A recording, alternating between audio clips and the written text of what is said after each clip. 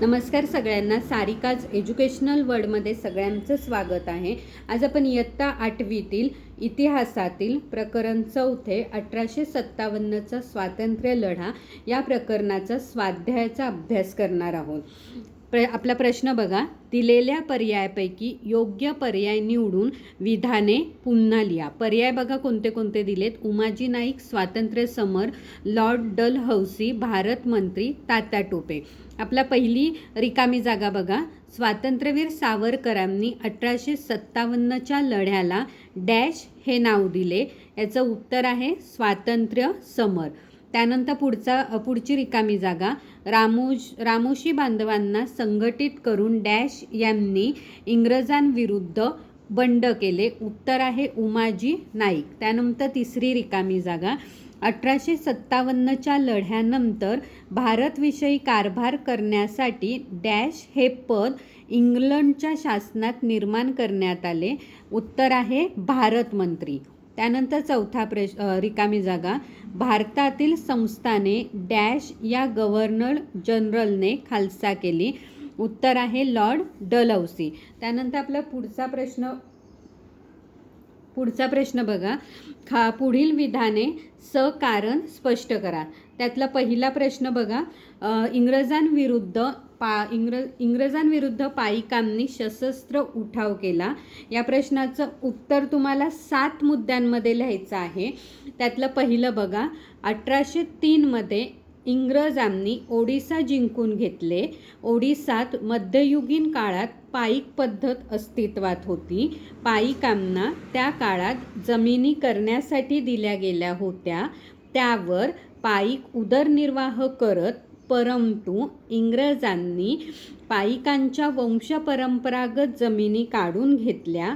इंग्रजांनी लावलेल्या करामुळे मिठाच्या किमतीत वाढ होऊन सामान्य लोकांचे जीवन असह्य झाले. याचा परिणाम इसवी सन 1817 इंग्रजांविरुद्ध पाईकांनी सशस्त्र उठाव केला. त्यानंतर आपला पुढचा प्रश्न बघा. हिंदू व मुस्लिम सैनिकांमध्ये असंतोष निर्माण झाला. याचं उत्तर बघा. ब्रिटिशांनी 1856 साली हिंदी सैनिकांना लांब पल्ल्याच्या एनफिल्ड बंदुका दिल्या. दुसरा मुद्दा. त्यात वापरण्यासाठी नवीन काडतुसे दिली. त्या काडतुसांवरील आवरण दाताने तोडावे लागे. तिसरा मुद्दा. या आवरणाला गायीची व डुकराची चरबी लावलेली असते अशी बातमी चहूकडे पसरली. चौथा मुद्दा. त्यामुळे हिंदू व मुस्लिम सैनिकांच्या धार्मिक भावना दुखावल्या गेल्या व सैनिकांमध्ये असंतोष निर्माण झाला. आता तिसरा प्रश्न बघा. भारतीय सैनिकांचा इंग्रज सैन्यापुढे निभाव लागला नाही. या प्रश्नाचं उत्तर बघा. भारतीय सैनिकांकडे शौर्य होते, परंतु योग्य वेळी योग्य डावपेच त्यांना आखता आले नाही. दुसरा मुद्दा. दिल्ली जिंकल्यानंतर ती टिकवता आली नाही. तसेच उठावकऱ्यांजवळ पुरेशी शस्त्रास्त्रे नव्हती.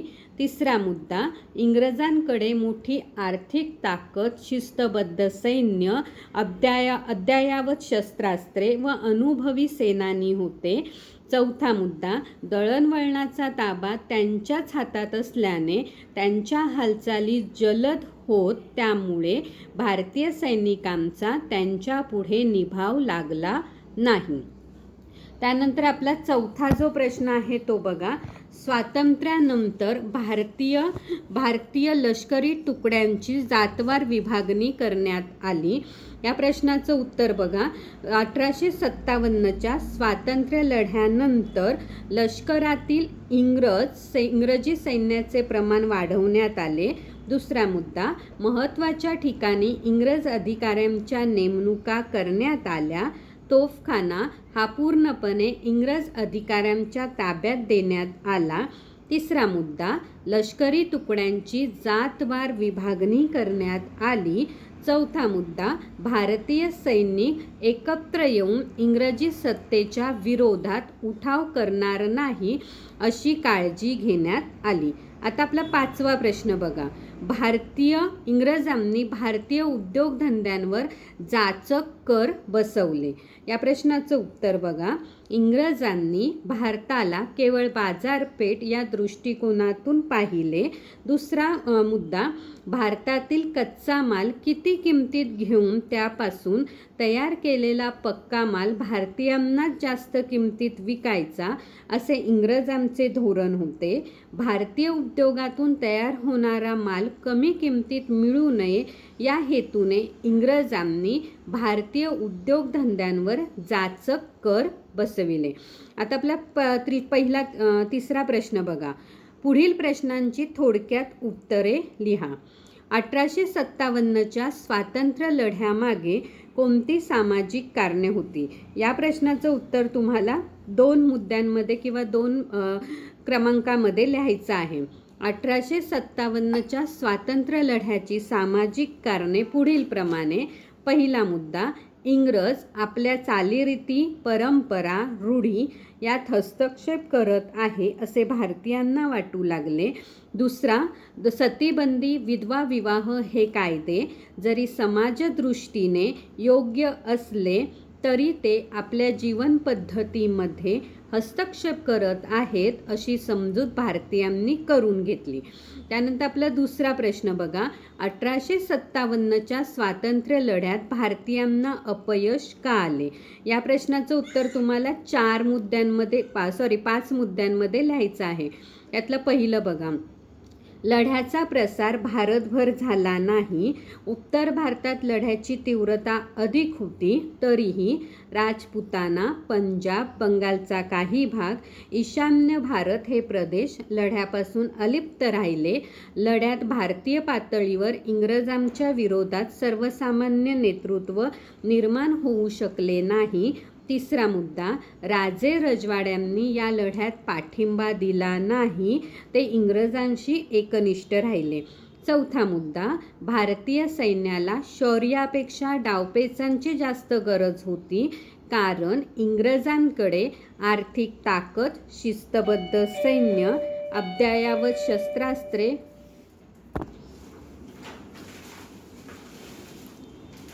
व अनुभवी सेनानी मोठ्या प्रमाणात होते. त्यानंतर 5वा मुद्दा, इंग्रजी सैन्याला आंतरराष्ट्रीय परिस्थिती अनुकूल होती. तिसरा प्रश्न बघा. 1857च्या स्वातंत्र्य लढ्याचे परिणाम. आता ते परिणाम जे आहेत ते आपल्याला 3 मुद्द्यांमध्ये पॅरेग्राफमध्ये लिहायचे आहेत. 3 मुद्दे जरी असले तरी ते पॅरेग्राफमध्ये लिहायचे आहेत. त्यातला पहिलं कारण किंवा पहिला मुद्दा, ईस्ट इंडिया कंपनीची राजवट संपली. कंपनीच्या कारभारामुळे भारतीयांच्या असंतोषात भर पडत गेली व त्यामुळे इंग्रजी सत्तेपुढे 1857च्या लढ्याचे आव्हान उभे राहिले. याची जाणीव इंग्लंडच्या राणीला झाली. भारतातील इंग्रजी सत्ता कंपनीच्या हाती सुरक्षित नाही असे वाटल्यामुळे 1857 साली ब्रिटिश पार्लमेंटने कायदा करून ईस्ट इंडिया कंपनी बरखास्त केली. तसेच भारताविषयी कारभार करण्यासाठी भारत मंत्री हे पद इंग्लंडच्या शासनात निर्माण करण्यात आले. आता दुसरा मुद्दा किंवा दुसरं कारण परिणाम, राणीचा जाहीरनामा. इंग्लंडची राणी व्हिक्टोरियाने जाहीरनामा काढला. वंश, धर्म, जात किंवा जन्मस्थान यावरून भेद करणार नाही, भारतीयांच्या धार्मिक बाबतीत हस्तक्षेप करणार नाही असे आश्वासन दिले गेले. त्यानंतर तिसरा मुद्दा, भारतीय लष्कराची पुनर्रचना. लष्करातील इंग्रजी सैन्याचे प्रमाण वाढविण्यात आले. महत्त्वाच्या ठिकाणी इंग्रज अधिकाऱ्यांची नेमणूक केली गेली. त्यानंतर आपला चौथा प्रश्न, 1857च्या स्वातंत्र्य लढ्यानंतर इंग्रजांनी कोणते धोरणात्मक बदल केले? या प्रश्नाचं उत्तर तुम्हाला 5 मुद्द्यांमध्ये लिहायचं आहे. भारतीयांच्या सामाजिक व धार्मिक बाबतीत हस्तक्षेप न करण्याचे धोरण इंग्रजांनी स्वीकारले.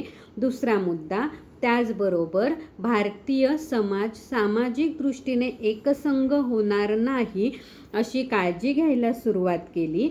तिसरा मुद्दा, भारतीयांमध्ये जात, धर्म, वंश, प्रदेश या कारणावरून नेहमी संघर्ष निर्माण होतील. चौथा मुद्दा, एकमेकांविषयी भारतीयांचे मने कलुषित होतील हे धोरण राबवले जाऊ लागले. पाचवा मुद्दा, फोडा आणि राज्य करा हेच इंग्रजी राज्याचे सूत्र राहिले. थँक्यू.